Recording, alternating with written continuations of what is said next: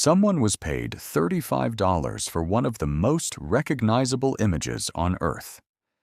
That payment was fair. It was agreed. It was done. But fair and wise are two completely different things. Her name was Carolyn Davidson. The year was 1971, and the image she created for $35 was the Nike Swoosh. Phil Knight hired her as a freelance designer while she was still a student. She billed him at $2 an hour. The whole job? 17.5 hours of sketches, revisions, and options came to $35. Knight wasn't even sure he loved it, but he needed a logo and he had a production deadline. Within a decade, that mark was on the shoes of the most famous athletes on Earth, on the jerseys of Olympic teams, in commercials watched by hundreds of millions of people. Davidson was paid once. The contract was closed. She went home. Now, here is the question this channel always asks.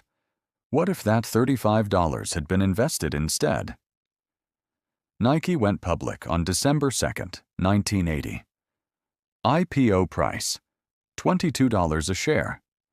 $35 invested at that price bought roughly 1.59 shares.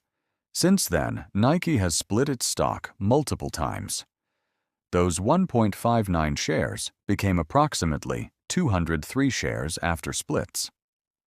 At Nike's closing price of $45.20 in June 2026, that position is worth approximately $9,181, from $35 to $9,181. In 45 years, that is a 262 times return. Now run the same $35 into the S&P 500 at the same time. $35 invested in January 1981 into an S&P 500 index fund held to today would be worth approximately $2,100. A strong return by any measure, but less than a quarter of what Nike delivered. The lesson is not that you should have bought Nike in 1980.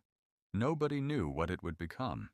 The company nearly went bankrupt 3 times before the IPO. The lesson is simpler than that. Davidson was paid for her time.